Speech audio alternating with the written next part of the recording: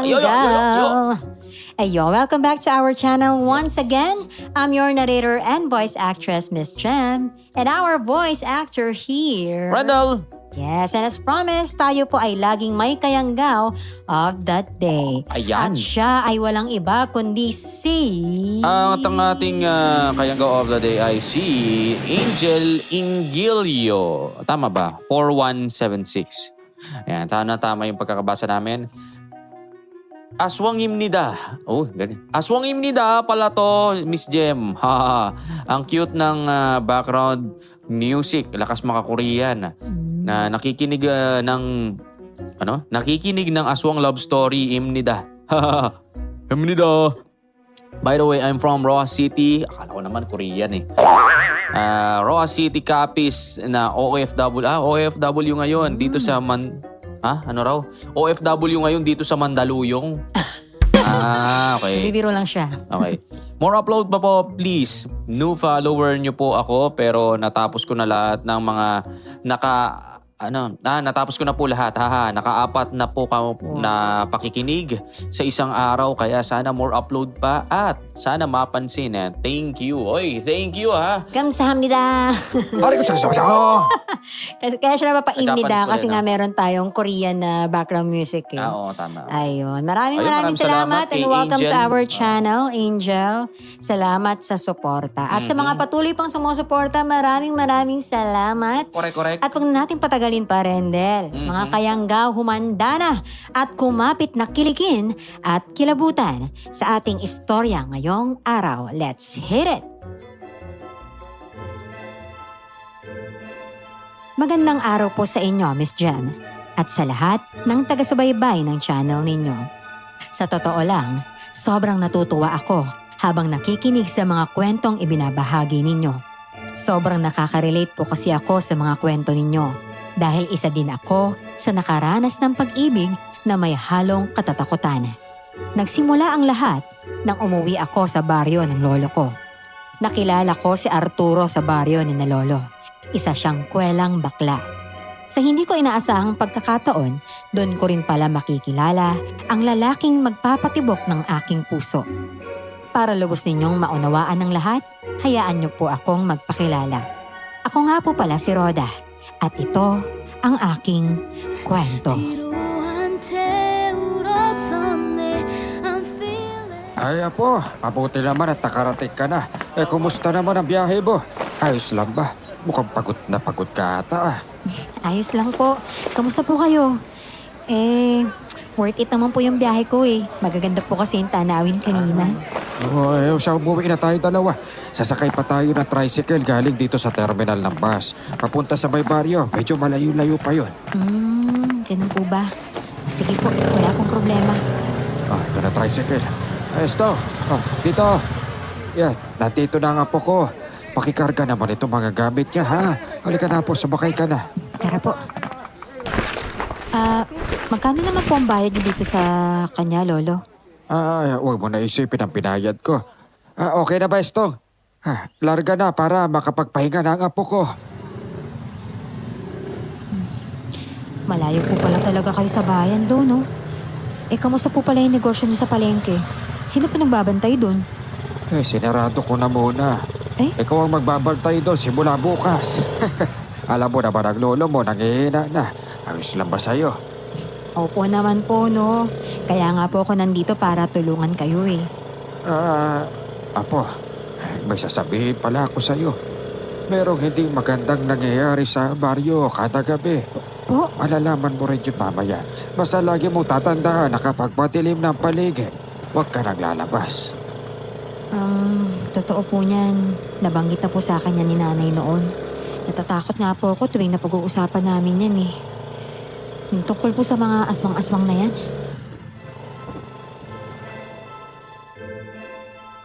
Hindi na lamang nakaimik si Lolo sa sinabi ko. Samantala, nasisiyahan akong pagmasdan ng paligid. Sariwa din kasi ang hangin. Hindi gaya sa Maynila na kada langhap ko may dalang usok o amoy ng basura. Sa tansya ko, mga 2 oras ang biyahe namin bago kami makarating sa bahay ni Lolo. Hinayaan niya akong magpahinga buong araw dahil alam niyang napagod ako sa mahabang biyahe. Kinaumagahan, sinamahan niya akong pumunta sa palengke. Nakita ko ang maliit niyang pwesto, may mga gulay na tinitinda. Umalis rin siya kaagad matapos niya akong turuan ng mga dapat kong gawin. Napatingin ako sa kabilang pwesto. Nakita ko ang isang baklang kumakaway sa akin. Lumapit siya habang nakatingin sa akin.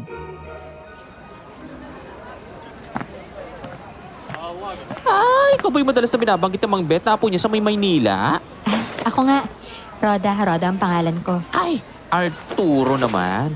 Pata pangalan ko, no? Isipin mo yun, ang ganda-ganda ko, tapos ang sexy pa, may makeup pa, pero Arturo tawag sa akin. Stricto kasi parents ko. Ayaw nilang mag-iba ako ng pangalan. Ah, stricto pa pala sa lagay na yan Pero alam mo dapat hinayaan ka na lang nila Kasi kitang-kita rin naman kung ano ka na ngayon, di ba?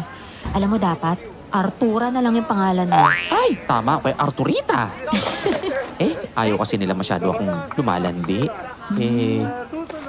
Ikaw, nakita mo ba yung lalaki nagdadala dito ng gulay? Pogi yun. Ah, hindi pa Pero sabi naman ni Lolo may darating nga daw mamaya. Ay oo, kada umaga nagdadala talaga yun ng gulay at mga bawang. Ay, Roda, yan na siya. Tingnan mo. Kahit hindi nakasuot ang damit na maayos, ang gwapo pa rin. Ah, yan ba? Yung nagbubuhat ng sako? Oo, ayan. Ay, dito siya papunta. Tingnan mo ko. Oh, uy, fresh pa ba yung mukha ko? Hindi pa ba ako hulas? Hindi Ang ganda mo kaya. Ay, Ruston! Uy, magandang umaga. Gusto mo ng fresh milk? Meron ako doon. Pasensya na, nagmamadali ako Ikaw ba yung bagong matay ni Mang Bird dito? Ako nga. Ito pala yung in-order niyong mga gulay, saka bawang. Mamaya na lang yung bayad niya sa akin, ha? Sige. Gusto mo bang tulungan kita sa pagkuha ng mga gulay sa loob ng sako? Ay naku, hindi na. Ako na lang. Bukas pala pupunta kami doon ni Roda sa may farm. Sana nandun ka. Oo, lagi naman ako nandun. Doon kasi yung pinagtatrabahuan ko Alis na ako, ha? Ay, alam mo Roda, gwapo si Ruston, no? Pero alam mo, hindi pa yung nagkakaroon ng kasintahan. Balita ko, torpe daw. Torpe pala. Pero in fairness gwapo nga siya. Sa totoo lang, ang ganda mo, no? Pero walang epek ang kagandahan mo sa kanya. Walang effect? Ay naku. Sige nga, tingnan natin kung wala talagang effect. Bet mo si Roston, no? Totoo. Ay! Hoy, ano lang kasi, di ba, dalaga ako. Binata naman siya. Kaya wala namang mali dun. Teka, tatalikod lang ako sandali Nakakailang kasi yung may tumitingin sa akin lalaki. Lalaki? Saan banda? Doon sa gilid ng palengke. Pero wag mo nang tingnan Baka makahalata siya na pinag-uusapan natin siya. Alam mo, maganda ka kasi, te. Kaya kahit sino mapapatitig. Pero pagdating kay Roston, sure ako wala kang talab. Ay nako, Arturo Pero saan na kaya nagpunta yung lalaking yun, no?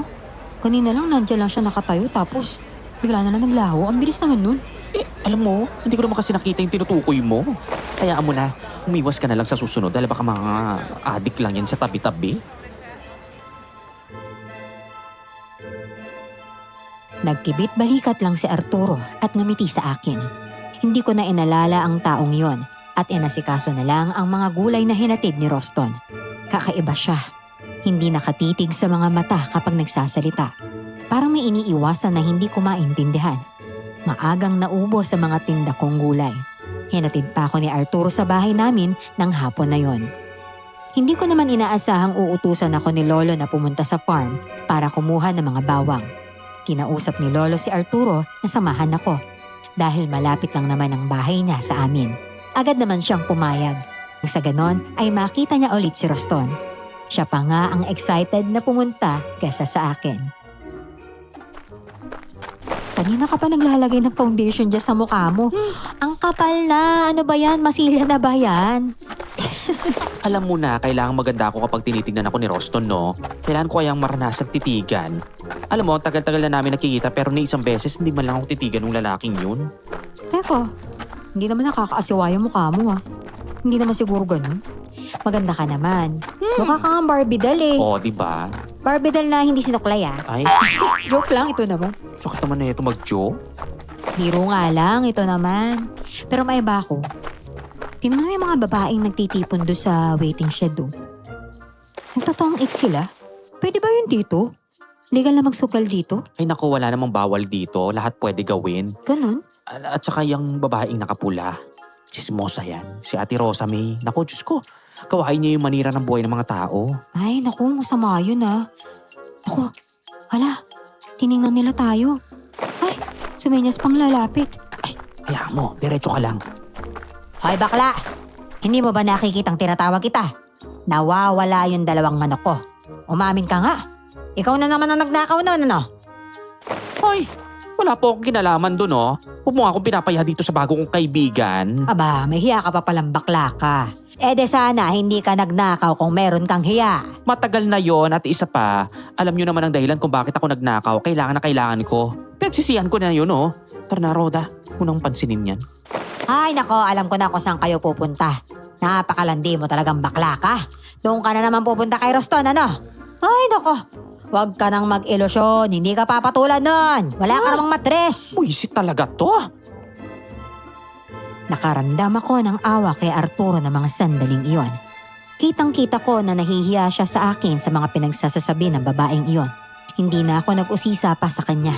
Nagpatay mali siya na lamang ako. Nang makarating na kami sa farm, kaagad kaming sinamahan ni Roston sa pagkuha ng mga bawang.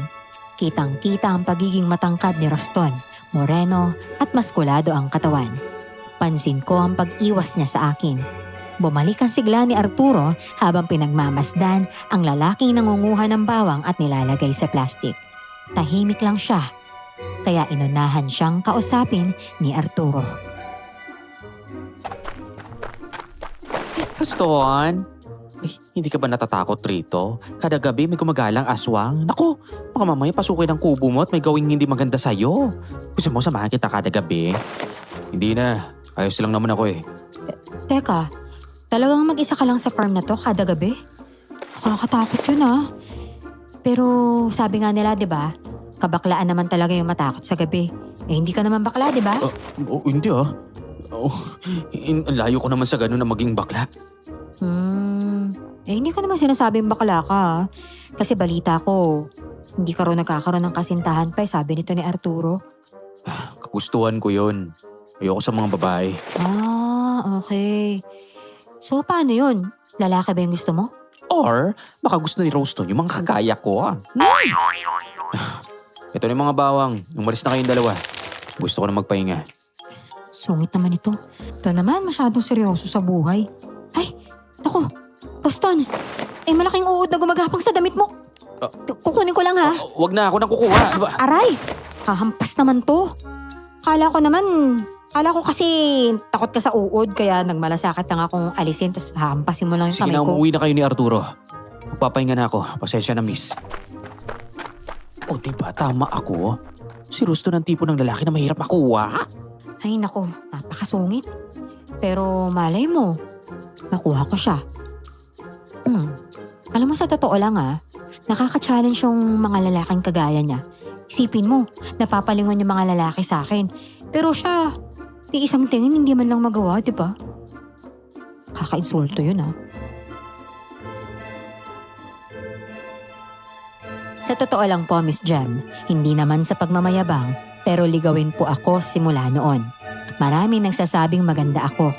Yung tatay ko po kasi ay may lahing Kastila, kaya matangos po ang aking ilong at bilugan ang aking mga mata. Umalis kami doon sa farm at dumidilim na ang paligid pagdating namin sa bahay. Nagmamadali si Arturo sa pag-uwi sa kanila. Pagkapasok ko, mabilis na sinara ni Lolo ang bintana at pintuan ng bahay namin.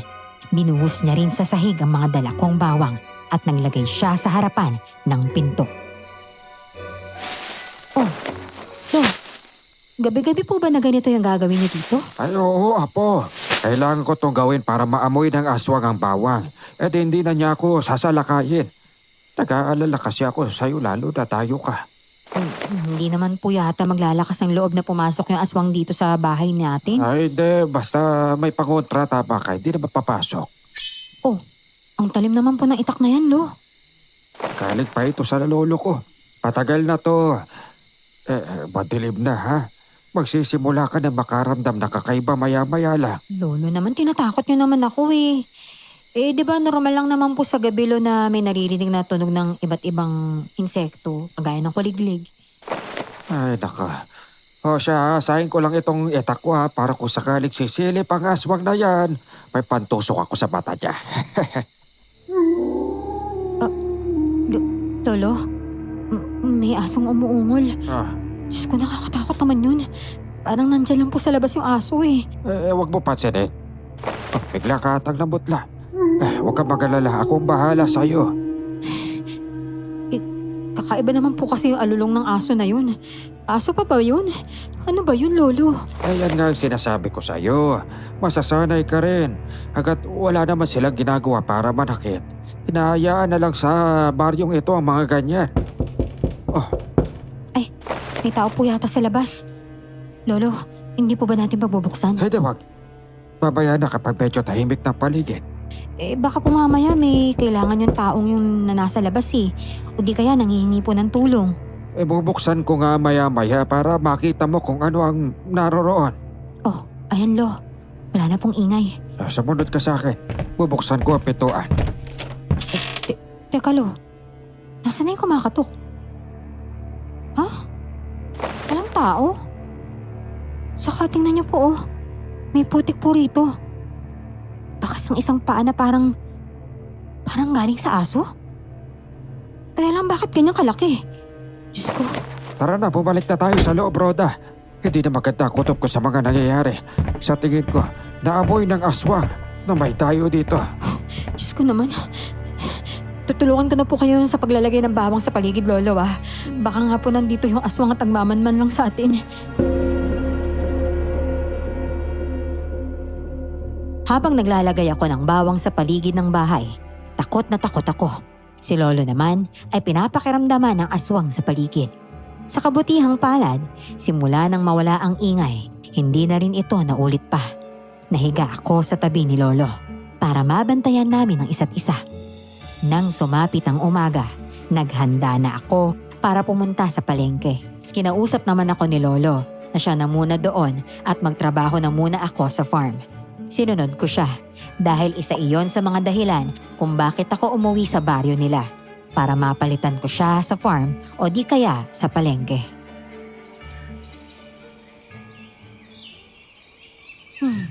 Malayo-layo pa po yung farm dito sa inyo, Lo, di ba? Sino naman po makakasama ko papunta dun? Lo, nakakatakot po kasi. Lalong-lalo na yung nangyari kagabi. Si Arturo makakasama mo doon. Huwag mo nang isipin ang mga nangyari kagabi. Ganyan talaga po. At saka isa pa, hindi naman bago sa mga taga rito ang bagay na yon. Nag-aalala lang po kasi talaga ako sa nangyari. O di kaya, baka naninibago nga lang po talaga ako. Tama ka. Naninibago ka lang talaga. Basta huwag ka magpapagabi sa farm. Hintayin mo lang si Arturo. Oh, ayan na pala eh. Tingnan mo, pakinding-kiting naglalakad na para pinutulan ng buntot. Ay, hello, magandang umaga sa inyo, Mang Bert. At lalong-lalo na sa apo niyong si Roda na ubod ang ganda. Oy, how's your sleep last night? Wala bang nanggabala? Sabi kasi meron. Pero hinayaan lang namin. Naglagay na kami ng mga bawang. Saka nga pala, hindi papasok si Roda sa palengke ha. Ako na muna ron. Kayo naman ang magtrabaho doon sa my farm. Ay, tamang-tama. Pupunta rin ako doon. Sakto doon na rin muna ako magtatrabaho sa farm. Mabuti naman. Ay, Lo, may tanong nga po pala sana ako. Wala po bang nakakita ni isa sa taga-baryo kung ano yung itsura ng aswang? Meron. Nagsabi ng ilan, isang malaking nilalang raw na may suot na itim at mahabang tela. Ganun? Totoo yan, Roda. Matagal-tagal na kayo nagpaparamdam yung aswang sa baryo na to. Di namin alam kung saan galing kung taga rito ba yan o hindi. Sige na po, umalis na kayo ni Arturo. Makakasama nyo dun si Ruston ha, mabait naman yon. Ay! Gusto ko yan! Magkikita kami ni Baby Ruston. Ay, halika na, Roda. Alis na tayo. Bye po, Mang Bert. Ako na po bahala sa apo ninyo. Bye, Lo. Alam mo, ikaw ang lakas ng tama mo. Sa farm tayo pupunta tapos sa high heels ka pang ganyan. Kapal pa na make-up mo. Kahit na, ang mahalaga sa akin everyday, maka-aura ako. Ay, Tignan mo naku. yung mga chismosa sa paligid. Sunod ang sunod sa mga mata sa akin. Sarap tukutin. Hayaan mo na. Naiingit lang yan sa beauty mo.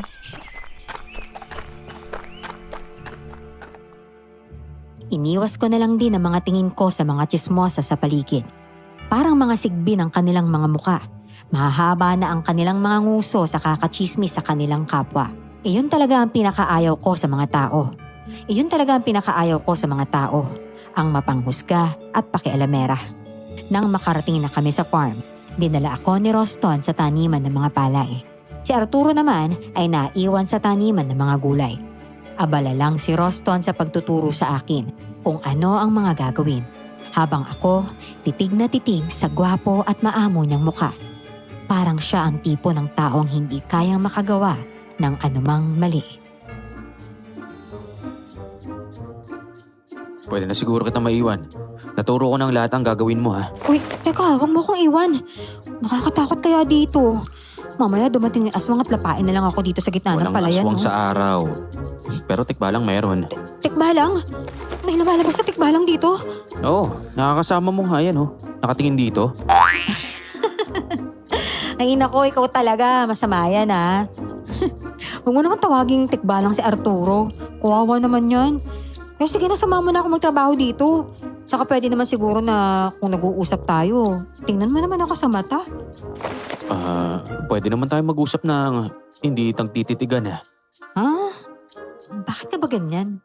Alam mo, masyadong malimig yung pakikitungo mo eh. Pahipo nga sa noo mo. Oh, ayan, hindi ka naman mainit ah. Bakit ang lamig-lamig mo? Sobrang cold mo magsalita. Ewan ko sa'yo. Hirap mo intindihin. Magtrabaho ka na nga lang. Doon ka magsimula sa may dulo. Masya, sige. Ay, ano ba yan? Ang lagkit naman ng putik. Hala, Guston. Ay na, maalis ang paa ko. Tulungan mo nga ako. Hilahin mo yung mga paa mo. Sige pa. Lakasan mo. Ayaw nga ayaw. Tulungan mo na lang kaya ako dito. Uy, nabahala pa ako sa ginagawa ko. Halika na, hilahin kita. Pagbilang ko na 3, hilahin kita ng sabay. Sige. 1, 2, 3. Ano ba? Huwag mo nga akong daganan.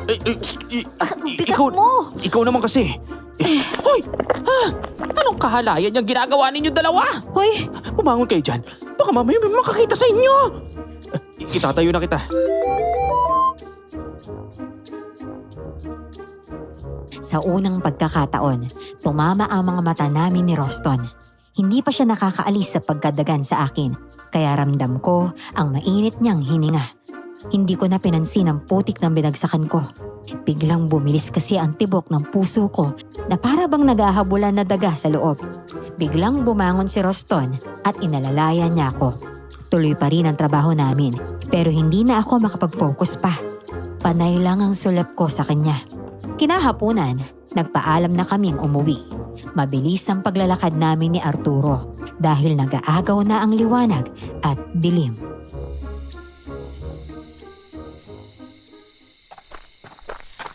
Ay, ang bilis naman dumilim.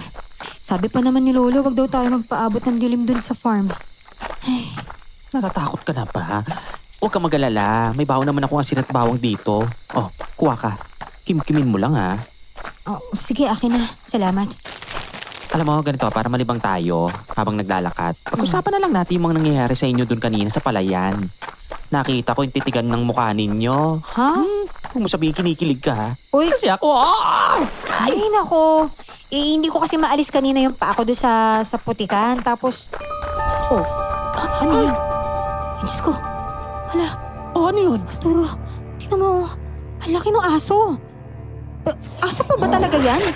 Wala namang asong ganyan kalaki ah. Saan? Ayun oh. Tingnan mo. Diyos ko. Aswang na yata yan.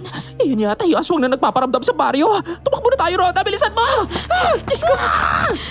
Bakit pa kasi hindi natin napansin na mabilis magdilim yung paligid? Hindi naman talaga mabilis magdilim. Nasa daan lang tayo kung saan maraming kahoy kaya mas lalo tumilin. Bilisan mo na! Anak, yung heels ko! Bitbitin mo na lang kasi yan. Hubarin mo, bitbitin mo. Eh, kaysa naman mamatay tayong dalawa. Bilis. Rhoda! Arturo! Dito, halika kayo. Hayop ka, kaswa ka. Hindi mo makukuha ang amo ko. Itong nararapat sa'yo. Umalis na tayo dito habang nawawala pa yung aso. Bilisan mo! Nasaktan ba kayong dalawa? Apo, ayos ka lang ba? Hindi naman po ako nasaktan, Lo. Hindi naman po nakalapit yung halimaw na yun eh. Mang Bert! Mang Bert! Nakasunod yung aso sa atin! Ano? Pagsaboy kayo ng asis sa dadaanan natin! Apollo! Mabilis kaming tumakbo para matakasan ang aso na yon. Tagumpay kaming nakalabas sa gitna ng kakahuyan hanggang makarating sa baryo. Wala nang tao sa paligid kaya hinatid namin si Arturo sa bahay nila. Pagkatapos nun, nagmadali na kaming umuwi ni Lolo sa bahay. Pagdating namin, hinawakan ako ni Lolo sa magkabilang braso. Sobra siyang nag-alala sa akin. Kitang-kita ko sa kanyang mga mata ang pagsisisi. Simula ngayon, hindi ka na pupunta sa farm ha? Doon ka na lang sa palengke. Tama lang pala ang desisyon kong sunduin kayo. Lolo, sinundan po yata tayo ng aswang. Kaya mo na! Hoy, aswang! Kung sino ka man, umalis ka na. Lubayan mo na ang apo ko. Sa oras na may masamang mangyari sa kanya, magbabayad ka sa akin. Lolo, mukhang hindi naman po siya natatakot eh. Nagalit lang po lalo, Lolo. Ganun ha. Itatapoy ko siya sa pamamagitan nitong itak ko. Tutusukin ko ang pintuan. Lolo, tama na po yan. Pasensya na po, pinag-alala pa kita. Nagulat lang naman po kami na biglang dumilim kanina yung paligid eh. Tapos nang umalis na kami sa farm, bigla naman po lumiwanag. Madilim ang bahagi ng daan na yun dahil maraming mga puno sa paligid. Alam niya atang nandoon kayo. Baka nga po. Bigla ko lang po kasi siyang nakitang lumabas sa gubat papunta sa gitna ng kalsada kanina. Akala ata ng aswang na yun masisindak niya ako eh. Ayan, wala na. Takot din pala. Diyos ko. Alo, maiwan ko po muna kayo Papasok lang po ako sa kwarto. Sige apo. Dito lang ako sa labas at papakiramdaman ko lang ang aswang na yon. Diyos ko, Lo, nasa bubungan na po yung aswang. May sipat ako rito na gawa sa bagakay. Teka lang, kukunin ko. Sige aswang, kaluskusin mo lang ang bubong na bahay namin. Hanggang ganyan ka lang naman eh. Akala mo ha, hindi ako natatakot sa'yo. Hindi ako tulad ng iba dyan.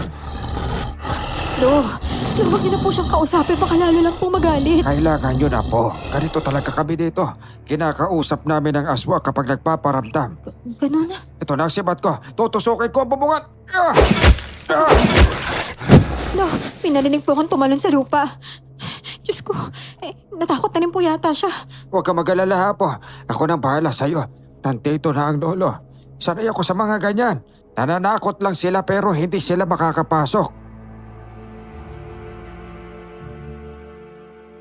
Biglang mahimik ang paligid pagkatapos ng ilang segundo. Maya-maya pa, nagpahinga na rin si Lolo. Kinausap ko siyang tatabi na lang ako sa kanya dahil sa sobrang takot ko. Pumayag naman siya. Nasa tabi niya ang punyal at ang matulis na bagakay. Ramdam kong halos hindi natulog si Lolo ng buong gabi para lang mabantayan ako. Pagsapit ng umaga, nagtungo ako sa palengke. Nadaanan ko si Roston sa gilid ng kalsada kaya pinahinto ko ang tricycle. Bumaba ako at lumapit sa kanya. Uy, Roston! Anong ginagawa mo dito? Maghahatid ka na ba ng mga gulay sa palengke, ha? Hindi. May mahalaga lang akong lakad ngayon. Alam mo ba nung umuwi kami galing sa farm, may nakita kaming... Ang hirap ipaliwanag kung ano siya eh. Alam ko na yun. Sinabi na sa akin ni Arturo yung nangyari. Mabuti naman pala. Teka, uy, ano nangyari dyan sa braso mo? Bakit kami mga kalmot? Wala to. Hayaan mo na. Anong wala? Parang bago lang yung kalmot na yan, oh. Ako, ang lalalim pa. Akin na nga yan, titingnan ko. Diyos ko, ang lalim ng sugat mo. Ano ba yan? Kawawa ka naman. Ako? Teka. Kayo ang kawawa kung naabutan kayo ng aswang kagabi. Sige na, alis na ako. Maiwan na kita. Teka lang, hoy! Roston, sandali! Sinabing sandali lang eh. Hay nako, kinakausap pa, umalis ka agad. Ay naku, sana pala hindi na lang ako bumaba ng tricycle. Nakasungit talaga ng lalaking yun. Init-init pa naman dito. Ay, salamat. Tamang-tama may dumaan ng tricycle. Ay, may sakay na pala. Si Rose may nachismosa yun ah. pali-pali. Hindi ko na lang siya kakausapin. Manong, para po! Sa palengke po ah. Oh, iha. Pupunta rin ako ng palengke. Balita ko, may natagpuan raw na bangkay doon eh. Bangkay? Bangkay ng ano po? Di bangkay ng tao. Basta may nagkwento rin sa akin. Gusto ko lang malaman kung ano talaga nangyari kaya ako pupunta. Alam mo na, makikimarites. Sino naman po kaya yung walang hiyang nagtapon ng bangkay doon? Sama naman nun.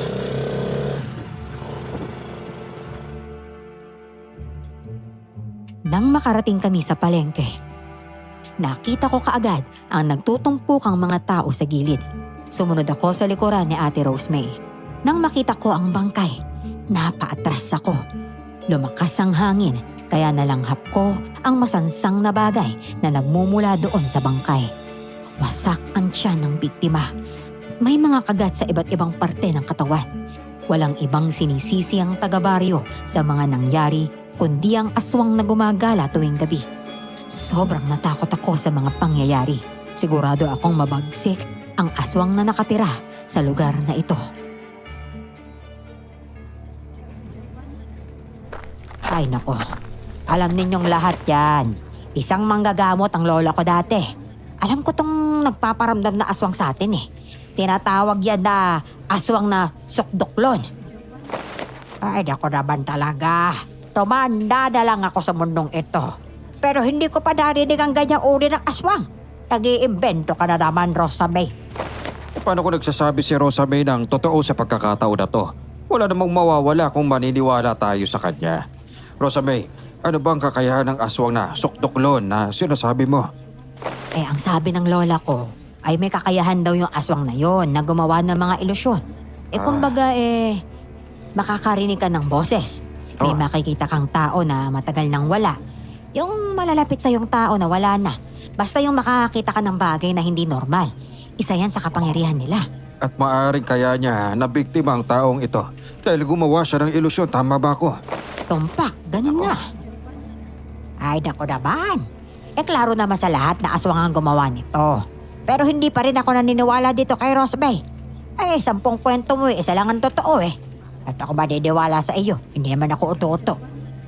Kayo naman, Aling Tere talaga, oo. Bahala kayo kung ayaw ninyong maniwala sa kwento ko. Hindi ka naman kita pinipilit. Ay, hindi ka. Pero wag kang mag-imbento ng kwento sa labas ng libro. Intindihan mo ba ang ibig ko sabihin? Ay, pambihira. Rhoda, Diyos ko, ano ba itong nangyayari? Hindi lang tao ang nabibiktima ng aswang kundi pati hayop. May patay na hayop dun sa tabi ng bahay ni Kapitan. Balita ko nga ipapasara muna ang palengke. Iimbestigahan ang mga nangyayari. Naku, ibig sabihin, mawawalan tayo ng pangkabuhayan? Wala tayo magagawa. Yan ang desisyon ni Kap. O yan na pala sila. Umalis na tayo dito. Hindi magandang tignan ang nakahandusay na tao dyan. Parang pinarusahan ng malala ang taong yan bago wakasan ang buhay, ano? Pinaalis kami ni Kapitan sa palengke dahil may kasama silang mag-iimbestiga sa krimen. Kaya naman nagdesisyon akong umuwi at kinuha ko ang mga gulay sa pwesto namin para madala na lamang ito. Samantala, naglakad na lang kami ni Arturo para makapag-usap palalo. Nakisabay naman sa amin ang isang lalaking si Anton. Napadaan kami sa harap ng karinderya at doon namin nakita si Roston na kumakain. Ay, Kuya Anton, mauna na po muna kayo dun ha. Dadaan na lang kami rito ni Roda. Gusto po kasi namin kumain. Nagugutom na po kasi ako eh. Si Rusto na naman ba ang pakay mo dyan? Ay, hindi po. Kakain lang po talaga kami doon. Huwag mo nang binubugaw kay Rusto nitong kaibigan mo. Di natin gaanong kakilalang lalaking yan. Kahit ikaw din lumayo-layo ka na ng kaunti sa kanya. Teka, hindi gaanong kakilala? Di ba taga dito po si Roston? Ay, di Ganun? Tara na, Roda. Kumain na tayo. Hi, Roston! Ay, grabe. Ikaw lang talaga ang hindi pumupunta doon sa palengke para lang tignan yung bangkay, ha? Ano naman ang gagawin ko doon? Wala naman ako matutulong doon eh. Manonood, makikichismis ka nun. Kakain kami dito, ha? Sabay na lang kami sa'yo. Tamang-tama. Patapos na ako. Ay nako, ikaw talaga. Kakarating pa nga lang namin tapos aalis ka na kaagad. Ang dami pa kayang kanin, oh. May iwas ka lang yata sa akin eh. At bakit naman kita iiwasan? Aba, malay ko sa'yo. Siguro, natatakot kang ma-in love. May in love na sinasabi mo dyan. Alis na ako. Kukuha pa ako ng mga bawang dun sa farm. Hoy, ba't hindi mo man lang sinabi sa akin na dayo lang pala yun dito? Mahalaga ba yun? Basta ang alam ko mabait naman siya. Ano bang gusto mong pagkain? Treat na kita ha, kasi napatawa mo si Ruston sa harapan ko. Mas lalong pumogi. Ay, nako. Pero, sa bagay, tama ka naman. Gumapo nga siya lalo. Pero bakit kaya ganun, no? Napakailap niya yata sa lahat ng tao. Nang bumalik ako sa bahay, wala doon si Lolo. Kaya naman pinuntahan ko siya sa kulungan ng mga baka. Nandoon nga siya, nagpapakain ng mga alagang hayop. Sinabi ko sa kanya ang lahat ng nangyari sa palengke. Hindi na siya nagulat sa mga nangyari. Habang nagpapakain siya ng mga baka, napag-usapan namin si Ruston. Halos hindi ako makapaniwala nang may nalaman ako mula kay Lolo na masamang kwento tungkol kay Ruston. Apo, noon na hindi ko akalain at di ako naniniwala na may kinalaman si Ruston sa mga nangyayari. Biglang kumalat at chismis tungkol sa kanya ngayon eh. Ang mga tao galing kanina sa palengke. Dumaan dito para daw balaan ka. Ano po? Ano po bang pinagsasasabi nila tungkol kay Ruston? Na baka raw isa siyang aswang. Simula daw kasi nang tumating ang lalaking yan sa farm. Nagsimula na rin ang mga kakaibang nangyayari. 2 taon na siyang nandito kaya 2 taon na rin kada may gabi may aswang na nagpaparamdam. Ay, naku Lolo naman eh. Nakasama na namin si Ruston dun sa farm. Parang hindi naman po siya masama. Masungit siya, oo. Pero hindi naman po siya masama. Huwag po kayo maniwala sa chismis ng mga chismosa dito. Mahirap talaga siya sa lahat. Pag kinausap hindi makatingin, may bali talaga at sa tingin ko tama ang sinasabi nila. Ay nako, saka na po ako maniniwala kapag ako na po mismo nakakita na naging aswang si Ruston. Ito nga po pala yung benta sa mga gulay natin, Lo. Sige po. Pumunta ka na sa bahay ni Aling Tere. Doon lang yun sa may dulo ng kanto. Kumuha ka ng gamot doon. Yung pang-haplas ha. Sige po, alis na po ako para makabalik po ako kaagad.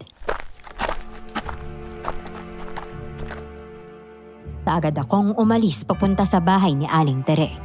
May madadaanan pa akong ilog papunta doon pero hindi naman iyon delikado. Nang makarating ako sa ilog, biglang sumulpot si Ruston sa likuran ko. Kinabahan ako at nagpalingalinga sa paligid kung may tao pero wala. Dahan-dahan siyang lumalapit sa akin. Umatras ako ng umatras hanggang sa nadulas ako sa bato. Hinila niya ako at hinawakan sa bewang para hindi ako matumba. Diyos ko, hindi ka na ako dun ah. Mag-iingat ka kasi at baka mamaya maumpog ang ulo mo sa malaking bato. Nakakatakot ka naman kasi. Bigla-bigla ka nalang sumusulpot. Bakit ka ba nandito? Para kang aswang ah. Narinig ko ang usapan niyo ng lolo mo. Ano? Chismoso ka rin pala eh. Paano man narinig yun? Basta, gusto ko lang sabihin sa'yo na huwag kang maniwala sa mga kwentong ganyan. Hindi yan totoo. Paninira lang sa akin. At bakit ka naman nila sisiraan, Aber? Wala kasi silang masisisi kaya ako ang nakikita nila. Bakit naman kasi hindi mo sila tinitingnan sa mata? Ako din naman noon halos hindi mo matingnan pero ngayon, nagagawan mo naman na akong titigan. Ayaw kitang titigan kasi nandyan si Arturo. Mamaya mag-away pa kayo. Alam ko naman na patay yun sa akin eh. Uy, bilib na bilib sa sarili ah. May kadaldalan ka rin pala minsan, no? Ikaw ha, kunwari ka pang hindi marunong magsalita may kaingayan ka rin pala. Pwede ba? Kaya lang ako lumapit para sabihin walang katotohanan ng sinasabi nila. Huwag kang maniwala sa kanila. Hindi akong halimaw sa baryo na to. Okay, fine. Sige, hindi ako maniniwala. Sabi mo eh. Ayos lang kung magalit ang lahat sa akin basta huwag lang ikaw.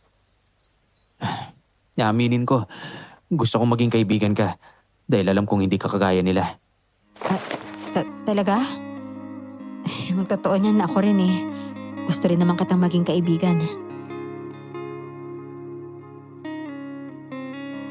Mahigpit niyang hinawakan ang bewang ko ng mga sandaling iyon.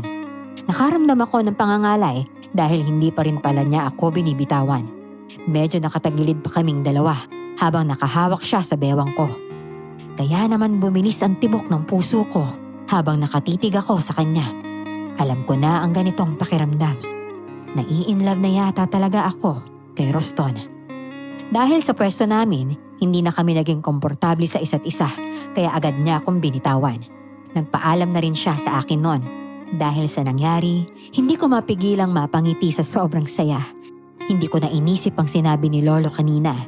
Nang makuha ko ang gamot kay Aling Tere, umuwi ako kaagad sa bahay para haplasan ang likod ni Lolo.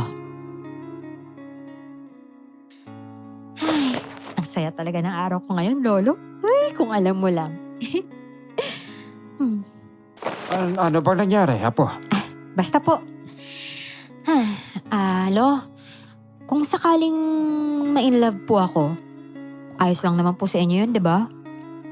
Oo naman. Ano bang magagawa ko? Dalaga ka.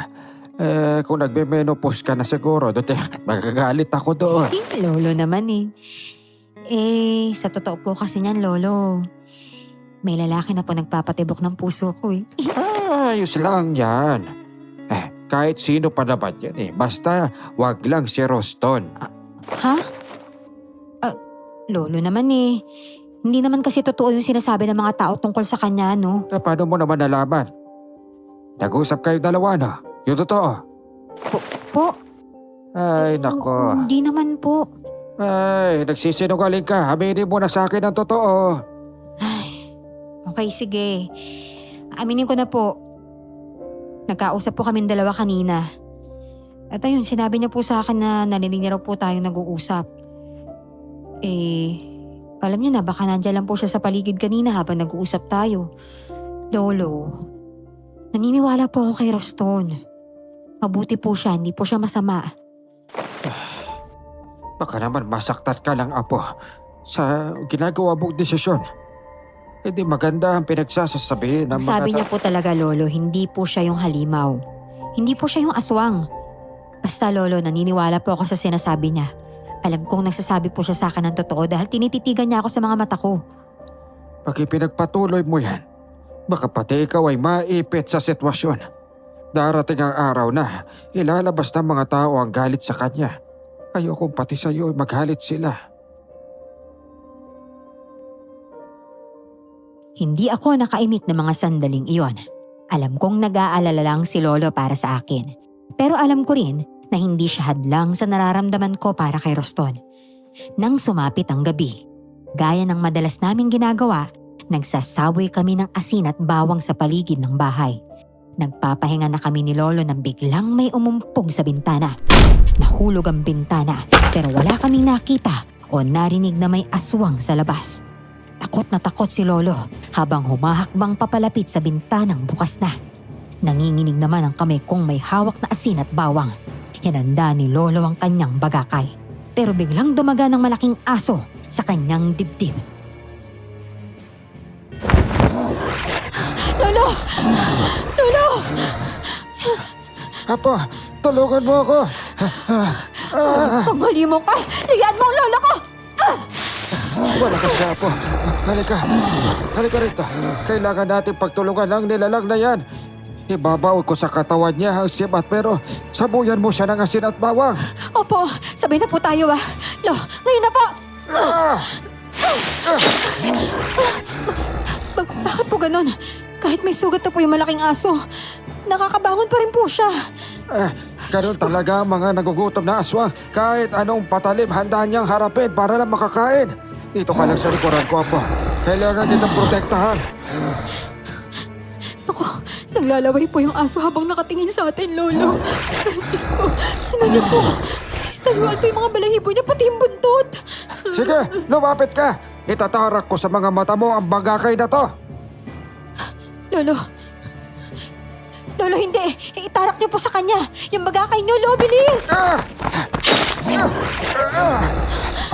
Parehas lang tayo sugatan ngayon.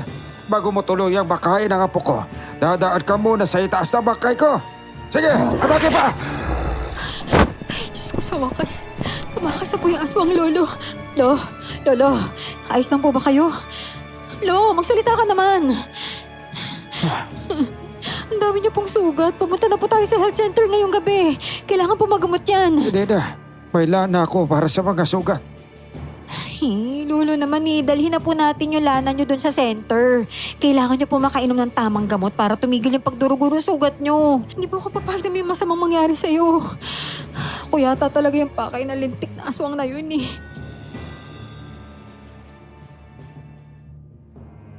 Inalalayan ko siya papunta sa health center ng gabing iyon. Pagdating namin doon, kaagad siyang ginamot. May ilang tao sa baryo na nakaalam sa mga nangyari, kaya alam kong kakalat iyon. Kinaumagahan, nagkakagulo ang mga tao sa health center. Lahat sila nandoon para lamang mag-usisa sa mga nangyari. Kagaya ng inaasahan ni Lolo. Si Roston nga ang kanilang pinagbubuntunan ng galit. Nandoon din si Arturo at sobrang nag-aalala siya sa amin. Buti naman hindi malala ang sugat mo, Mang Bert. Ikaw naman, Roda. Sigurado ka wala ka sugat. Huwag ka mag-alala, wala akong sugat. Salamat sa pag-aalala ha. Grabe, napakapangit talaga na itsura ng aswang na lumapit sa amin. Gustong-gusto talagang lapain si Lolo kagabi. Ay nako, alam ninyo, dapat palayasin na natin yung Rostom na yun sa baryo natin. Kaya ata yan nagtatrabaho sa farm ng mga bawang at gulay para maitago yung kanyang pagkatao. Siguro para ma-immune siya sa ganon. Ay nako. Talaga naman. Aba, ay sa pagkakataon na ito, Rosa May, ngayon lang ako papadig sa'yo. Kawawa ang sinapit ng maglolong ito. Ito naman kasing si Kapitan Naaawa pa sa taong iyon. Tingnan ninyong lahat. Hihintayin pa ba natin na may mawalan ng buhay na naman dito sa baryo? O ano? Ay, naku talaga, oo. Anton, anong masasabi mo? Kung walang gagawin si Kapitan, mas maigi na tayo ang kikilos. Tama. Kalma lang tayo, ha? Wala namang ebidensya na si Roston nga ang aswang dito sa baryo. Ay nako, ikaw talagang baklita ka. Kakampihan mo na naman yung porket gwapo. Hindi naman po sa ganon. Mahirap din naman po kasing magturo na lang tayo ng tao tapos tatawagin nating na aswang. Wala naman tayong ebidensya. Abay, sana ikaw sa lakaye para makahanap ka ng ebidensyang damuhok ang bakla ka. Ba't hindi na lang po kayo? Tapos ang maganda pa doon, kapag sinalaki ka ng aswang, kukusutin niya yung bibig mo para labahan. Aba. Tapos, hindi ka makakachismis sa habang buhay. Abay, lapas na ka Tama dito, na yan. baklatang to, Tama na. Alam nyo, hindi kayo nakakatulong sa problema, nakakadagdag pa kayo. Kung gusto nyo mapatalsik si Rosto sa baryo, humanap muna kayo ng ebidensya. Yun lang. Tama si Mang Bert. Hirap din naman kasi yung maniwala lang tayo sa mga taong chismosa kagaya neto. Aba, ako ba ang pinaparinggan mo? Bakit sa akin ka nakatingin bakla ka? Ay, hindi po kayo. Hindi ko na po kasi kasalanan kung sinalo nyo yung sinasabi kong chismosa. Aba talaga. Sige na, magsilayasan na kayo. Sumasakit ang sugat ko sa inyo eh. Umalis na nga sila, pero chismis dito at chismis doon pa rin ang kanilang ginagawa. Nang paiwan si Arturo sa health center para matulungan akong alagaan si Lolo. Napansin ko rin na hindi umalis si Kuya Anton. Lumapit si Kuya Anton kay Lolo at mahinang tinapik ang balikat ng lolo ko. Ngumiti pa nga ito sa kanya, sabay haplos sa mga buhok ko. Nagtataka ako sa kilos niya, pero hindi ko lang iyon binigyan ng kahulugan. Bumuntong hininga ako at hinayaang mag-usap sina Lolo at Kuya Anton. Kami naman ni Arturo, nag-uusap tungkol sa nangyari kagabi. Buti na lang talaga. Hindi ka ang napuruan sa kalmotang aswang na yun. Kawawa ka naman sana. Pero hindi rin mabuti na si Lolo yung natamaan, no? Kung nakita mo lang talaga yung sitwasyon niya kagabi. Grabe, 2 beses nasaksak ng bagaka yung aswang pero lumalaban pa rin, napakalakas. Talaga? Malakas, no? Mang Bert, hindi ako chismosa kagaya ni Rosme. Pero may payo lang sana ako sa'yo. Ano naman yun, Anton? Masyadong malapit ang apo mo kay Roston. Ay nako, alam ko na po yung sasabihin ninyo tungkol sa kanya. Huwag mo naman sanang masamain, Roda. Sa tingin ko, may masamang balak si Roston sa'yo kaya siya lumalapit. Para kasing may mali eh. Nag-aalala lang po sa akin yung tao. Paano naman pong may masamang balak? Nag-aalala sa'yo. O sige, Bakit wala siya ngayon dito para makita ang kalagayan mo? Kung talaga nag-aalala yun sa'yo, edi siya na kinakamusta ka niya, di ba? Baka naman po marami lang siyang ginagawa dun sa farm kaya po hindi Tama na, nakapunta sige rito. na. Huwag mo na siya ipagtanggol, Roda. Kung mabuti siya, maganda, eh. Pero kung hindi, alam mo nang nararapat na gawin sa kanya. Apo, ayaw na kitang masaktan. Alam ko nagkakagusto ka ron kaya mo siya kinakampihan. Huwag po kayo magalala, Mang Bert. Aalamin po namin ni Roda ang totoo. Kung totoo talaga yung chismis ng mga tao sa kanya. Uso ang mga alay sa aswang. Baka kaya niya kinukuha ang loob mo, Roda, para gawin kang alay. Pero kung ayaw mo maniwala, ayos lang naman. Sinasabi ko lang ito para mag-ingat ka. Ay, ewan ko. Hindi ko na alam kung sino paniniwalaan ko. Pero malakas talaga yung pakiramdam ko at may tiwala ako sa kanya na hindi siya halimaw. Ay, ganito na lang. Iiwan natin mamayang gabi dito yung lolo mo. Pupunta tayo sa farm tapos babantayan natin yung kilos ni Roston. Okay ba yun sa'yo? Oo, sige. Para lang matuldukan na yung chismis nila tungkol kay Roston. Pagsapit ng gabing iyon, umalis nga kami sa health center. Dala-dala ko ang bagakay ni Lolo para may panlaban kami ni Arturo sa aswang. Habang naglalakad kami papunta sa farm, mabilis ang tibok ng puso ko. Para akong kinakabahan sa posibleng mangyari. Natatakot ako na baka maging totoo ang hinala ng mga tao kay Roston. Tahimik at maingat kaming nakarating sa farm na nasa tapat ng kubo ni Roston. Napatigil si Arturo sa paglalakad at hinila niya ako patago sa mataas na damo.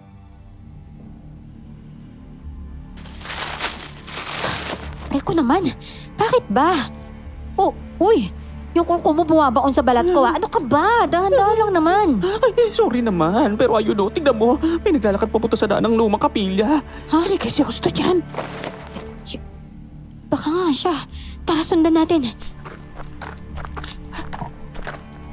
Naku, Diyos ko, wala ka talaga akong ibang dasal kundi sana hindi si Roston ang aswang. Kasi kapag siya, hindi lang ikaw ang mabibigo, pati na rin ako.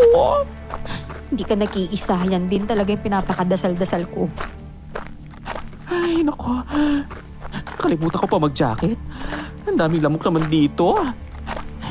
Mamaya madengue pa ako. Buisit na yan. Ay naku, tumigil ka na nga dyan. Hindi ka tatalaban ng dengue.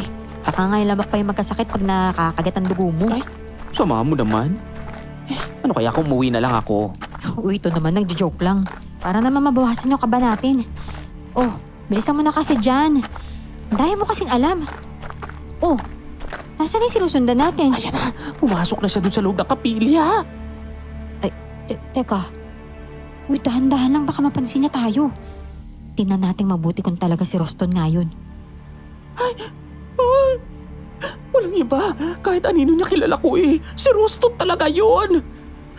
Mabuti na nga lang at walang bubong yung kapilya. Nasisinagat siya ng buwan kaya nakikita ko yung ginagawa niya. Teka, bakit siya naguhubad? Kaya nga eh. Napatulala ako nang masinaga ng buwan ng tiyan nitong may 6 na pandesal. Nakita kong may hinaplas siya sa kanyang katawan. Dahan-dahan siyang dumadapa sa lupa. Napakunot ang aking noo habang pinagmamasdan siya. Biglang nagbago ang wangis nito. Unti-unting naging wangis aso. Pero magkaiba sila ng asong sumalakay sa amin kagabi. Kulay itim ang mga balahibo nito na may matutulis na pangil. Humaba rin ang kanyang mga kuko. Bumagsak ako sa lupa at nabagsakan ko ang marupok na kahoy. Nagsanhi iyon ng ingay at napatingin sa amin ang halimaw na si Roston. Tama nga sila. Tumayo ka na dyan. Kailangan na natin makalis dito. Teka, hindi ako makatayo. Arturo, bigla ako nang hina. Diyos ko, bilisan mo na dyan. Tumayo ka na at makatakihin niya pa tayo. Hindi, naglalakad na ang aswa papalapit sa atin. Bilisan mo, tayo na! Tayo na! Paano nangyari to? Bakit naging tama sila? Sayang lang ang pagtatanggol natin sa kanya. Totoo pala talaga ang lahat. Diyos ko, kinakapala tayo ng aswang. Hindi! Masarap ang huli siya, tingnan mo. Teka, tingnan mo. Bumabalik na siya sa kanyang tunay na anyo. Yung magakay mo akin na yan. Lalabanan ko siya kung sakaling atakihin niya tayo. Teka, Hindi ko kayo sinundan para saktan. Gusto ko lang magpaliwanag. Hindi ako masamang nilalang. Oo, naaminin ko, isa akong aswang. Sukduklon pero hindi ako nananakit sa baryo. Pero nagsinungaling ka pa rin. Alam mo bang pinaniwalaan kita? Pinagtatanggol kita sa mga bintang nila sa'yo. Ang sabi mo hindi ka aswang, di ba? Gusto ko Naniwala aminin ako. sa'yo. Gusto ko aminin sa'yo ang lahat pero natatakot ako. Natatakot akong mahusgahan niyo ako lalo ka na, Roda. Ayokong aminin sa'yo ang katotohanan na ganito ako. Dahil baka mamaya kagaya ka rin nila. Umalis na tayo dito, Roda. Tara na! Tara na! Kahit kailan hindi na ako lalapit sa'yo. Kahit ano pang mangyari. Roda! Roda, sandali lang! Pakinggan mo ako, Roda!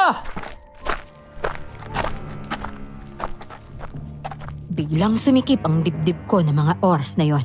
Nasaktan ako kahit wala naman kaming relasyon. Dahil naniwala ako sa pangako niya.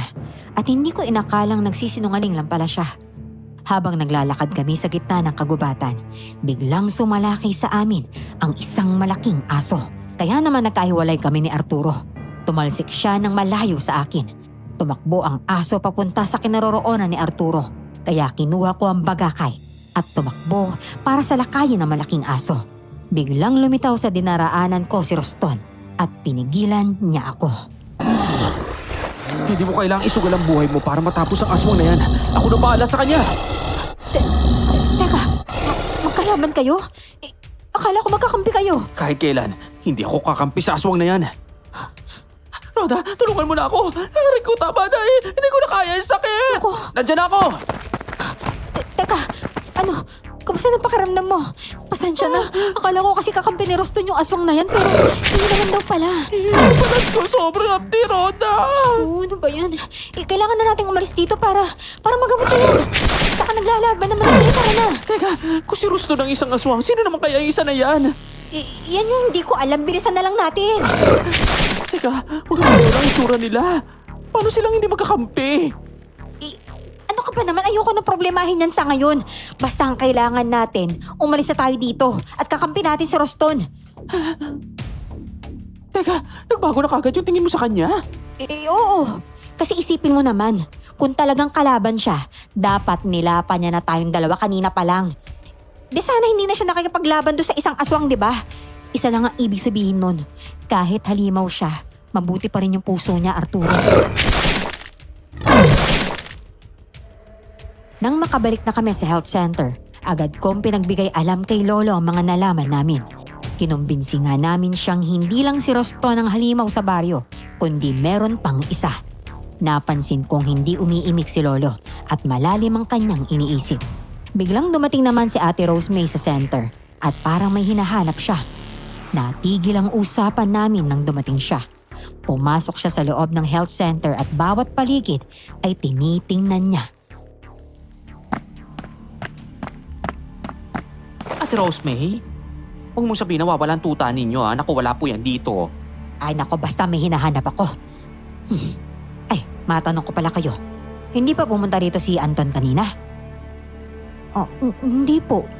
Bakit naman po siya pupunta dito? Umalis ka na, Rosemay. May mahalaga lang kami pag-uusapan ng apo ko. Sige ho. Pasensya na ho sa abala, Mang Bert. Walang problema. Basta mag-ingat ka sa pag-uwi. Baka makasalubog mo mga aswang riyan. Teka, may aswang ho? Oo, sige na, umalis ka na. Ay, Diyos ko. Lo, bakit hindi po kayo umiimik sa mga sinasabi ko kanina? Hindi po ba kayo naniniwala sa amin ni Arturo, ha? Oo nga po. Nakaharap po talaga namin yung mga aswang. Hindi lang po pala mga aswang. Kinalaban nga ni Roston yung isang aswang doon. Alam ko kung sino ang aswang na umatake sa bahay. Ano po? Oo, isang aswang na tulananon. Nung una, naguguluhan pa ako Dahil magkapareho ang wangis ng mga aswang na gumagala sa baryo. Napansin nga rin po namin yun Pero kapag makikita mo sila ng sabay, doon nyo lang po talaga malalaman na hindi po sila magkaparehas. Magkahawig lang po sila, oo. Pero Lo, mabait po na klase ng aswang si Roston. Malakas po talaga yung kutob ko na naghahasik ng lagim sa baryo to ay hindi po si Roston kundi yung kalaban niyang aswang kanina. Pinagtanggol niya po kami dun Alam niyo ba kung anong uring aswang si Roston? Opo, ang sabi niya, ano yun? Sukduklon. Opo. Daw po. Sukduklon daw po. Kung gano'n, ang masamang aswang ay ang Tulananon. Elo, ano po bang gagawin natin ito? Hindi ba natin ipapaalam sa mga taga-baryo na 2 uri yung aswang na gumagala dito sa baryo? Ipapaalam natin sa kanila bukas na bukas. Sige Sana po. lang po talaga makumbinsi natin yung mga tao sa baryo. Maniniwala sila sa atin. Bukas ng umaga, ipapatawag na natin ang mga tao sa barangay. Magtitipon tayo roon at bibigyan sila ng babala tungkol sa 2 uri ng aswang na naninirahan dito. Hinintay naming sumapit ang umaga. Pero isang kahindik-hindik na pangyayari na naman ang naganap. Mayroong isang lalaking natagpo ang walang buhay sa gitna ng talahiban. Pumunta kami ni Lolo doon at tiningnan ang bangkay. Sumama ang sikmura ko nang makita ang itsura ng bangkay. Puro kagat ito at kalmot sa iba't ibang bahagi ng kanyang katawan. Ang mga tao sa paligid ay nagdesisyon ng puntahan si Roston sa farm para palayasin. Pero pinigilan sila ng lolo ko. Yung iba, nagtataka pa sa naging desisyon ni lolo. Kaya naman nagpaliwanag na siya sa lahat. Makinig kayo lahat. Hindi lang iisa ang aswang na gumagala sa baryong ito. Dahil 2 uri ng aswang ang nandito. Isang aswang na sukduklon at isang aswang na Tulananon. Bang Bert, saan nyo naman po nakuha ang mga ganyang kwento? Ang alam ko, magdamag po kayong nasa center. Alam ko, Anton, matanda na ako at may kaunting kaalaman ako sa mga aswang. Tignan ninyo ang katawan ng bangkay. Puro kagat ng matutulis na ngipin at kalmot. Gawa ito ng aswang na Tulananon. Ang aswang na sukduklon ay may kakayahang gumawa ng mga ilusyon para makapambiktima. Hindi ganito ang paraan nila ng pag-atake. Gawa ito ng Tulananon. Ay talaga naman lintik na mga aswang yan, oo. Ayaw talagang tantana ng baryong ito. Kapag ako talaga'y nakakita riyan, naku, tatapusin ko talaga yan. Kaya nga lang ang problema, wala naman akong kakayahan. Ako, naniniwala ako kay Rose Bay na aswang na sukduklo na may gawa nito. Walang iba yan kundi si Roston. Kuya Anton, bakit niyo po ba pinagdidiinan si Roston, ha? Wala naman pong ginagawang masama yung tao, wala rin po kayong ebidensya. Siguro, Kuya Anton, kilala nyo yung aswang na Tulananon, no? Nako. Joke lang. O sige, kampihan nyo yung taong yan. Hintayin nyo lang kayo mismo ang atakihin ng taong yan. Ay nako, magsitigil lang nga kayo. Wala namang magagawa kung sisisihin nating lahat si Roston. Sumasang-ayon ako kay Mang Bert eh. Huwag munang paalisin si Roston sa baryong to.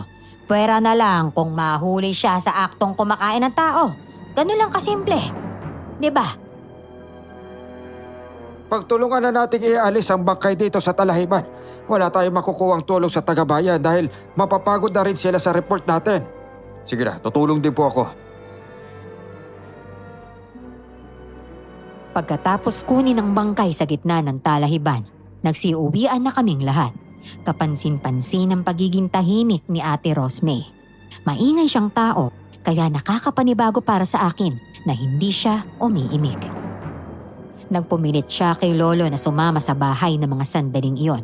Nagtataka kaming 2 ni Lolo, pero hinayaan na lang namin siya. Si Arturo naman ay umuwi na rin sa kanila. Pagdating sa bahay, binigyan ko siya ng kape, sabay ngiti.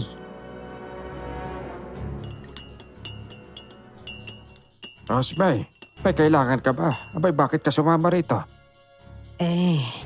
Hindi ko alam kung papaniwalaan niyo po ang sasabihin ko, Mang Bert. Ano ba kasi yun? Sige na, sabihin mo na. Pag-iisipan ko kung dapat ba akong maniwala sa'yo. Kaya ho kasi ako nasa center kagabi. Dahil nalaman kong pupunta raw si Anton doon. Sinundan ko siya. Abay, wala naman pala siya ron. Ano naman sa'yo kung aalis si Anton? Nanliligaw ho kasi sa akin ng lalaking yon. Saka ang totoo niyan, may napapansin ho akong kakaiba dun sa taong yun eh. Bigla ho siya nagkakaroon ng sugat sa tagiliran, saka sa braso. Hindi nga lang po makita kanina kasi nga naka-long sleeve siya ng damit eh. Teka, saan naman po galing yung sugat ni Kuya Anton? Ayun nga ang hindi ko alam. Pero eto, aaminin ko sa inyo ha. Dapat sana. Naku, nakakahiya pero sige na. Dapat kasi maglalabing-labing kami nung nakaraang gabi. kaya lang nakapa ko yung sugat niya. Umatras na ako. Grabe naman kayo, Aling Rosemary. Sir Mario Joseph, bakit kayo mo lang ito sinabi sa amin? Alam nyo na. Siyempre, napamahal na rin sa akin yung tao. Saka malay ko bang nagsisinungaling lang pala siya. Hindi ko pa nga malalaman ng katotohanan kung hindi ko siya sinundan papunta sa health center eh. Malakas kasi ang kutob ko na baka siya ang aswang. Dahil nakatira kasi siya sa kagubatan. May alam din ho kasi ako sa mga aswang-aswang na yan. Di ba nga, kagaya ng sinasabi ko dati, ang aswang na tulanan nun ay nakatira talaga sa mga gubat. Kung ganon, kailangan natin siyang hulihin. Kailangan nating makagawa ng pain laban sa kanya para magpalabas siya ng totoo niyang pagkatao. Ano naman ho ang ipapain natin sa kanya? Dugo. Iyon po sana. Kaya lang, saan naman po tayo kukuha ng dugo? May tao sa labas. Ikaw na magbukas, Roda. Sige po. Oh, Arturo, bakit ka nandito? Uy, bakit ka namumutla? Pupunta ako sa lolo mo dapat. Ano kasi, may mga anak doon sa center, kamag-anak ko. Hingi sana ako ng dahon pantapal doon para hindi magdugo yung babae. Lolo, may mga anak daw po pala sa center. Humihingi po si Arturo ng dahong pantapal. Ano? Sige, saglit lang. Teka, alam ko kung saan tayo kukuha ng ipapain sa aswang. Ako'y mauuna na ha. Basta kung ano ang plano nyo, sabihin nyo lang sa akin. Sige, mamaya. Pagkagaling namin sa center, pupunta ako sa bahay mo. Sige ho, hihintayin ko ho kayo doon.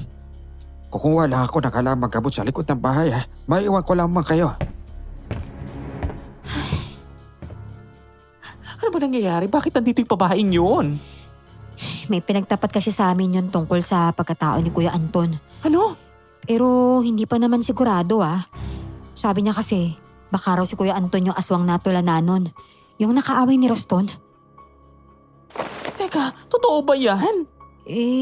Siguro. Sana lang talaga mahuli yung masamang aswang para maging malinis na yung pangalan ni Roston.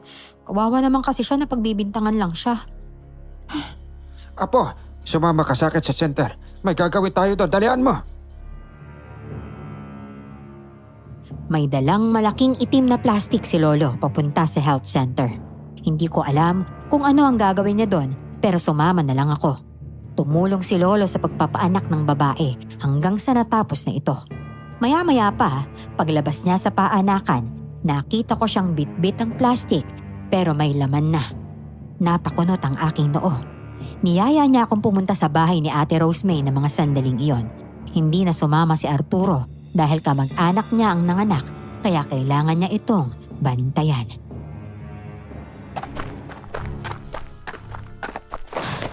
Lo, ano po bang laman ng plastic na yan? Ito ang gagamitin natin para gawing pain ko talagang aswang nga si Anton. Naku, huwag niyo po sabihing bata yan. Naku Lo bakit naman po dinala yung anak ng babaeng yun? Ay Lagot naku, kayo niyan. hindi. Ikaw talaga. Mukha pa bang bata itong dala ko. Kumuha lang ako ng tugo sa center. Dapat sana isasali nito sa mga ganak pero maayos naman ang kalagayan niya kaya hiningi ko na lang. Masarap ito sa amoy ng aswang kaya kinuha ko. O yan. Nandito na tayo sa bahay ni Rosemary. Bilisan mo.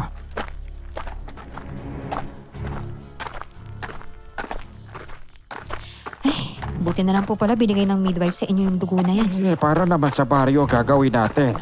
Para sa katahimikan ng lahat kaya binigay na sa akin. Ito natin daw ang maitutulong niya para sa lahat. Bait naman po pala ng midwife natin. Ay, sa wakas. Malilinis na rin po yung pangalan ni Roston sa mga taong naninira sa kanya. Huwag ka na muna maging masaya. Baka mamaya si Roston nga talagang masamang aswang. Malalaman natin niya mamaya. Rosemary! Rosemary! Nandito na kami! Ay, mabuti naman ho at pinuntahan niyo ako rito. Ano ho bang plano natin? Mag-ingat lang po tayo at baka malaman ni Anton. Ako, mahirap na. May dala na akong pain para sa mga aswang. Saan ba ito magandang ilagay? Saan nga ba? Alam ko na. Doon ho sa likod kung saan madalas dumadaan si Anton kapag pumupunta ho siya rito. Halika, sumunod ho kayo sa akin. Dito na natin ilagay sa puno ng hagonoy. At doon na kami mag-aabag mamaya sa puno ng mangga. Sige ho. Ano naman ho ang gagawin ko? Natural, dito ka lang sa bahay mo. Pag dumating siya, harapin mo. Tandaan niyo po na dalawa po yung aswang sa baryo na to. Isa sa kanila yung mabait. Kung sakaling darating si Roston mamayang gabi para labanan yung aswang na masama, sana po tulungan natin siya ha. Kung talagang mabait na aswang si Roston, dapat niya munang patunayan yun. Hindi ho ba? Ito na, ayos na. Nalagay ko na maayos ang pain. Umalis na tayo rito. Mamayang gabi. Darating kami. Pagsasabihan na namin ang iba pa kapag handa na sila. Umalis na kami kaagad doon sa likod ng bahay ni Ate Rose. Nagbahay-bahay kami ni Lolo para pagsabihan ng iba. Hindi namin binanggit ang pangalan ni Anton para magulat sila sa kanilang makikita mamayang gabi. Kinagabihan, naroon nga ang ibang taga-baryo at handang tumulong sa amin para mahuli ang aswang na gumagawa ng krimen. Napangiti ako sa sobrang saya. Alam kong hindi lang kami ang lalaban at darating pa si Roston para matalo ang masamang aswang na tulanan nun. Habang nagtatago kami, dumating nga si Kuya Anton. Napatingin siya sa itim na plastik na ginawang pain ni Lolo. Pero dumiretso muna ito sa pintuan ng bahay ni Ate Rosa May. Oh, Anton, bakit nandito ka? Gabing-gabi na. Ako, delikado na ang gumala lalo na may aswang. Bukas ng umaga ka nalang bumalik ha.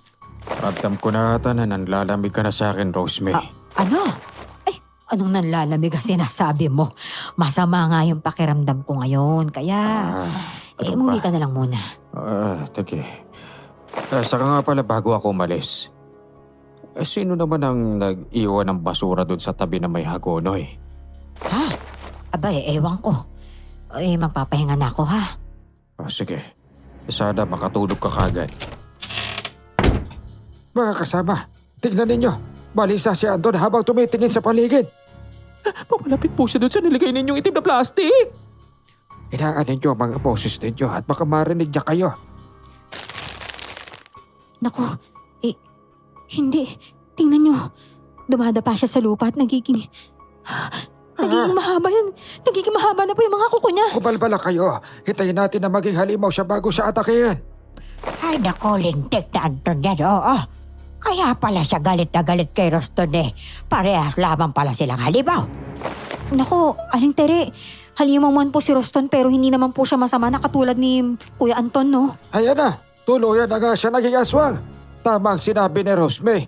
Halimaw nga si Anton. Kakadiri, nilalantakan niya po yung laman ng itim na plastic. Kailangan na natin lumabas. Tara na mga kasama. Tapusin na natin ang kasamaan ni Anton. Ay, halimaw! May halimaw! Halimaw! Ay!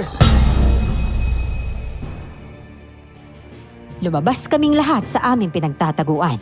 May dala kaming asin at bawang at si Lolo naman na may hawak ng kanyang bagakay. Hindi kami napansin ng aswang na tulananon dahil abala ito sa pain. Sinabuyan ko ng asin ng aswang.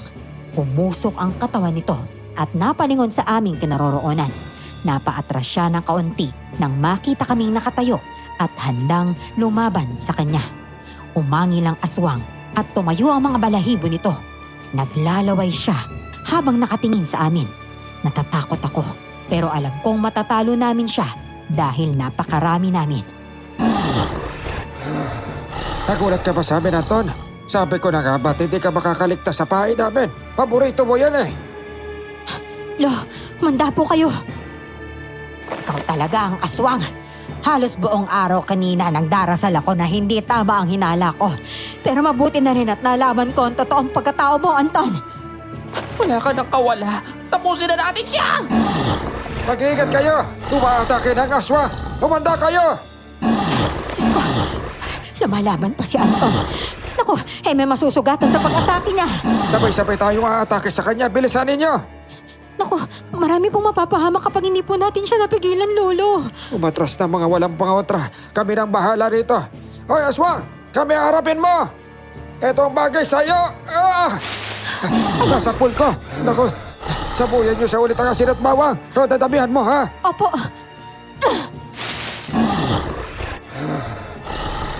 Sinabuyan ko ang aswang ng napakaraming asin at bawang, pero umilag ito. Bigla niyang sinalakay si Lolo. Lolo at pumaibabaw sa kanya ang aswang. Mabilis nitong kinalmot si Lolo sa dibdib, braso, pati sa muka. Napasigaw si Lolo sa sobrang sakit. Sasabuyan ko na sana ng asin at bawang ang halimaw, pero biglang tumakbo ang aswang para sumalakay pa sa ibang mga tao.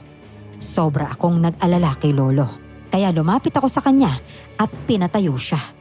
Tuguan at sugatan si Lolo ng mga sandaling iyon, kaya pinaupo ko muna siya sa gilid. Lo, Diyos ko, ang dami niyong sugat. Umalis na po tayo dito. Rhoda, huwag mong pabayaan ang lolo mo. Batayan mo siya dahil galit na galit ang aswang sa ginawa niya. Oo, Lolo, kung hindi mo na kaya, umalis na po tayo dito, Hindi bilis. tayo aalis. Ay nakoy, baka kasama. Tignan ninyo, tumatakas yung aswang. Sundan natin, bilis! Apo, sundan niyo ang aswang. Iwanan mo na ako. Malaki ang may tutulong mo sa kanila. Talin mo itong bagakay na ito. Pero Lo, hindi naman po kita pwedeng iwanan ng ganyan dito yung sitwasyon ninyo. Ayos lang ako. Sige na, umalis ka na. Arturo, sumama na kayo doon. Dalian mo. Diyos ko, Aling Tere, dalhin niyo po si Lolo sa center kaagad ha. Kami na pong bahala sa mga aswang. Ay oo, sige. Sumunod na kayo sa aswang. Tapusin na rin yun, damuhong iyon para matapos ang problema sa baryo natin. Umalis na tayo, Rhoda. Hindi ako papayag na hindi ko may paghiganti ang lolo ko. Nasaan yung aswang? Nakita niyo pa ba? Doon man na yung tinuturo nila. Papunta to sa farm ah. Bakit naman siya pupunta sa farm? Baka naman mangingi ng tulong kay Roston. Hindi yan. Ang farm lang ang paraan niya para makatakas. May daanan doon papunta sa kabilang baryo. Nang makarating kami sa farm, nakita kaagad namin si Roston na nakatayo. Magkaharap sila ng aswang na tulananon. Naging tao ang aswang na tulananon at sugatan siya sa tagiliran dahil sa bagakay ni Lolo kanina. Galit na galit ako sa kanya. Gusto ko siyang sugurin pero pinigilan ako ni Arturo. Nagkakagulo ang mga tao sa paligid at hindi muna kumikilos hanggat walang ginagawa ang aswang. Kailangan na natin magsanib ng puwersa, Roston. Mga kalaban na natin ang mga tao rito.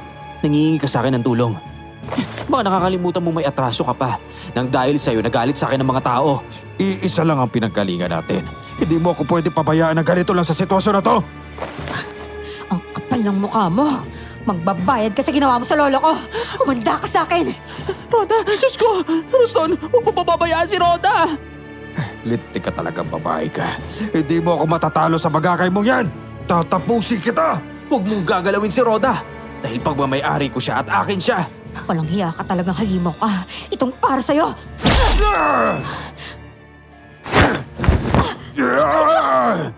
Napakawalang hiya mo. Gagante ko.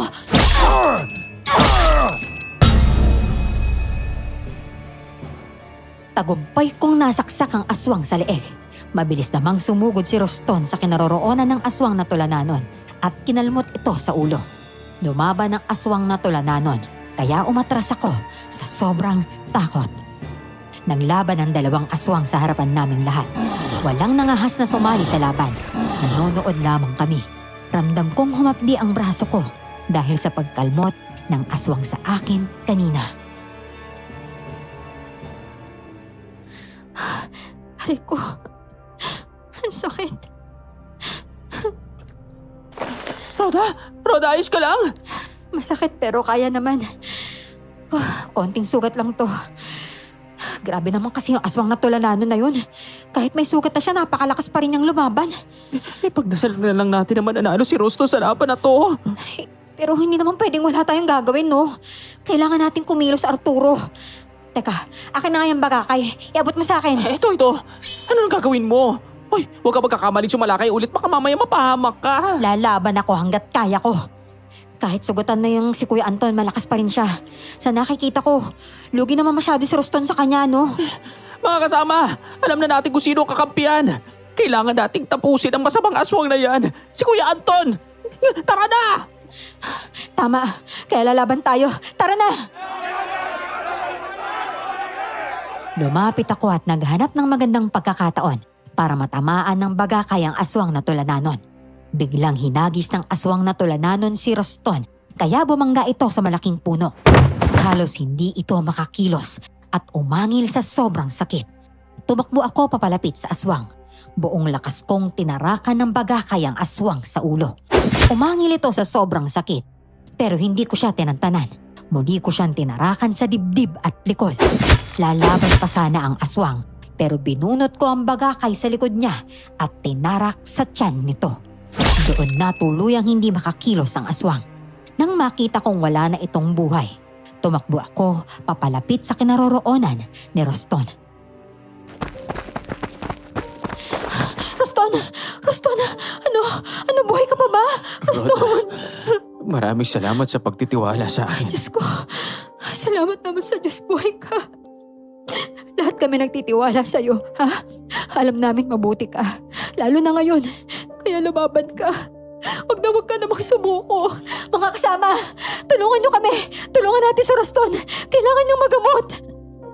Roston. Napatunayan na ni Roston na hindi siya masamang aswang. Dapat natin siya tulungan kagaya ng pagtulong niya sa atin.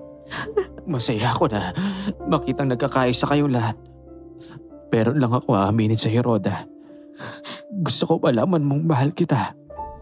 Hindi ko man yun maparamdam sa iyo noon. Pero kung magkakaroon man ako ng pagkakataong mabuhay ulit, gusto kitang makasama. Gusto rin kita, Roston. Kaya lumaban ka, ha? Roda, ayan na sila. Tulungan natin si Roston. Ay, buhatin niyo siya! Roston! Roston, lumaban ka, ha? Nakikiusap ako sa'yo. Magiging maayos siya, Bes. Alam ko makakaligtas siya sa kamatayan. Lalo pa, ngayon nag-amina na kayo ng nararamdaman niyo. Ay! Sumunod kami sa health center ng gabing iyon at ginagamot nga nila pati si Roston. Napayakap ako ng napakahigpit kay Lolo sa sobrang saya dahil ligtas na rin siya. Ngunit sa kabila ng kasiyahan ko, sobrang nag-aalala pa rin ako para kay Roston. Maya't maya ay sinisilip ko siya kung nagising na ba siya. Makalipas ang 1 oras, tapos na ang paggamot sa kanya. Nagising na rin si Roston pero sobrang nanghihina pa. Maraming taga-baryo ang nakapalibot sa kanya. Natakot si Roston pero niyakap ko siya upang protektahan sa mga taong nakapaligid. Ay, hindi kami nandito para saktan ka, Roston. Ang totoo niyan ay nagpapasalamat nga kami sa iyo. Pasensya na sa mga maling bintang namin sa iyo, ha. Tapos pinagkakalat pa namin noon. Hindi kasi naman namin alam na si Anton pala ang totoong aswang. Ngayon naniniwala na ako na mabuti ka. Aswang naman po talaga ako. Kaya lang simula nang dumating ako sa baryo, ni kahit anong krimen wala po akong ginawa. Nandito po talaga ako para makapagbagong buhay. Ako naniniwala ako sa iyo, Roston. Hindi dahil sa crush kita. Ngayon kasi wala na akong pag-asa. Alam ko naman. Alam ko na mabuti kang aswang. Hindi dapat sinasaktan ng tulad mo kundi dapat pinoprotektahan. Ay, sandali ka. Matanong ko labang, iho. Ay, teka nga, iho. Dahil sa nagyaring pagliligtas mo, pwede ka naman natili dito sa baryo hanggat gusto mo. Pero sana lang ay ipangako mo naman sa amin na poproteksyonan mo kami laban sa masasamang aswang, ha? Hanggat kaya ko po, gagawin ko po ang lahat ng makakaya ko para malayo kayo sa kapahamakan. Lalo na sa mga kapwa ko aswang. Mukhang may mahalagang bagay pang dapat pag-usapan sina Roston at Roda. Baka pwedeng maiwan na muna natin sila, no? Ay, oo tama. Alis na muna tayo. Lo, bakit po kayo nagpaiwan? Akala ko ba may pag-uusapan po kami ni Roston? Bago kanya kausapin, ako na muna kakausapin niya. Roston, ano ba talaga sa'yo ang apo ko?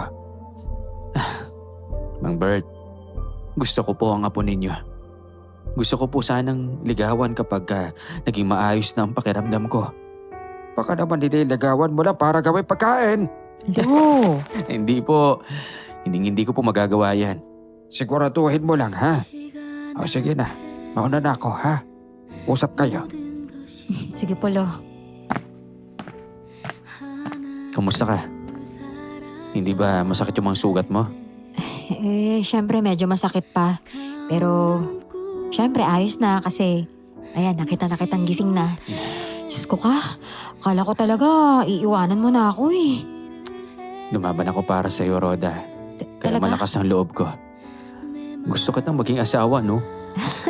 Yan ay kung matatanggap mo yung pagkatao ko ng buong buo. Ay, nako. Hindi ko alam kung ano yung magiging buhay ko kapag nakapag-asawa ko ng aswang sa totoo lang. Pero handa akong subukan at sumugal. Maraming salamat, Roda. Salamat din at dumating ka sa buhay ko. Alam mo, ikaw yung taong hindi ko inakalang gugustuhin ko ng ganito eh. Ako naman, inaasahan ko ng mapapasakin ka. Sa totoo lang, unang kita ko pa nga lang sa'yo, gusto na talaga kita eh. Ha? Natakot lang ako na baka kung anong maging reaksyon mo kaya sinantabi ko na muna yung nararamdaman ko para sa'yo. Grabe, akala ko talaga dati hindi mo ako type kasi ang sungit mo. Pwede ba yun? Ikaw nga ang pinakamagandang babaeng nakita ko sa buong buhay ko. Mahal na mahal kita, Roda. Mahigpit akong niyakap ni Roston ng mga sandaling iyon. Niyakap ko din siya pabalik dahil sa sobrang saya. Nang sumapit ang umaga, bagong buhay na naman ang aming hinarap. Masaya at punong-puno ng pag-asa. Nang maging maayos na ang kalagayan namin, niligawan na ako ni Roston. Hindi naging hadlang si Lolo sa relasyon namin. Bagkus, sumusuporta pa siya. Nagdesisyon kaming magpakasal na rin ni Roston. Tinanggap siya ng mga tao sa baryo, kahit siya ay isang aswang. Sa kasalukuyan, may 2 na po kaming anak ni Roston. Si Arturo naman, nanatiling parte ng buhay namin. Nanatili kami sa farm at doon namuhay kasama ang aming mga anak. At ang baryo naman, nanatiling tahimik sa mahabang panahon dahil sa pagbabantay ni Roston. Hanggang dito na lamang po, Miss Jem. Maraming salamat sa inyong lahat. Nagmamahal, Roda. At ayun na nga ang kwento ni Roda at ni Roston Padilla Charot. As RR. Ayun, kaya kung ano man ang inyong natutunang leksyon sa ating kwento ngayong Yep. araw, i-comment nyo lang yan sa baba at malay nyo, kayo na ang ating mapiling Kayang go of the day. sa ating susunod na video. Maraming salamat!